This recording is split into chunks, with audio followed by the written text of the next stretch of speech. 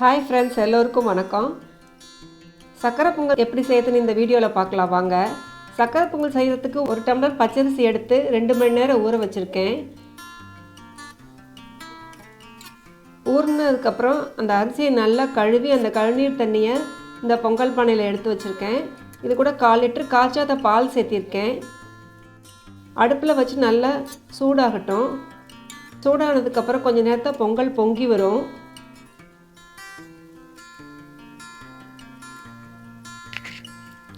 பொங்கல் பொங்கிருச்சு பாருங்க.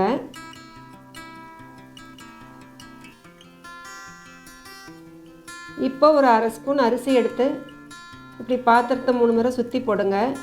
நான் பிள்ளையாருக்கு தை மாசனால பொங்கல் வைக்கிறேன். இப்போது 1/4 கப் பாசிப்பருப்பு வறுத்து வச்சுருக்கேன். பாசிப்பருப்பு அடுத்தது போடணும். பாசிப்பருப்பு வேகிறதுக்கு தண்ணி கொஞ்சமாக இருந்தால் போதும். அதனால தேவைக்கு அதிகமான தண்ணீரை எடுத்துடலாம். பிறகு பாசிப்பருப்பை சேர்த்திடலாம். பாசிப்பருப்பை சேர்த்திட்டு மூடி போட்டு நல்லா வேக விடுங்க.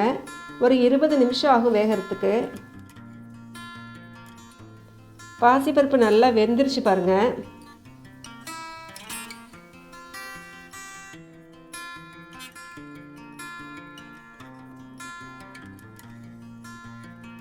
பிறகு ஊற வச்ச அரிசியை சேர்த்திடலாம்.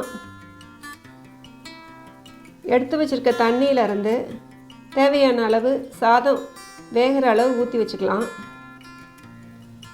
ஒரு மூடி போட்டு அடுப்பை குறைவாக வச்சுக்கலாம். அடிக்கடி கிளறி விடணும், இல்லாட்டி சாதம் அடிப்பிடிச்சிரும். தேவைப்பட்ட தண்ணி ஊற்றிக்கலாம்.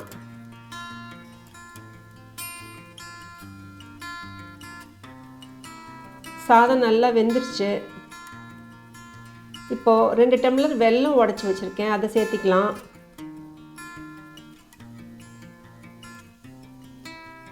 சேர்த்த வெல்லத்தை நல்லா கலந்து விடலாம். வெல்லம் நல்லா கரையணும், சாதத்தோடு ஒன்று சேரணும். வெல்லம் நல்லா கரைஞ்சி சாதத்தோடு ஒன்று சேர்ந்தோடனே நல்லா கலந்து விடுங்க. பிறகு 1/4 கப் தேங்காய் துருவல் சேர்த்திக்கங்க. அதையும் நல்லா கலந்து விடுங்க. 3/4 ஸ்பூன் ஏலக்காய் பொடி சேர்த்துருங்க.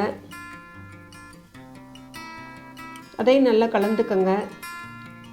பிறகு 5-6 ஸ்பூன் நெய் சேர்த்திக்கிங்க.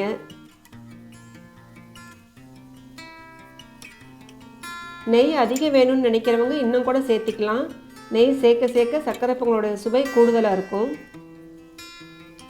பிறகு நெய்யில் வறுத்த முந்திரி திராட்சை சேர்த்திக்கலாம்.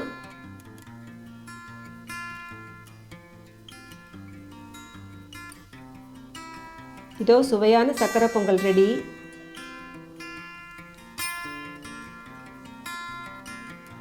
இதே மாதிரி நீங்களும் வீட்டில் ட்ரை பண்ணி பாருங்கள். இந்த வீடியோ பிடிச்சிருந்ததுன்னா லைக் பண்ணுங்கள், ஷேர் பண்ணுங்கள், சப்ஸ்கிரைப் பண்ணிக்கோங்க.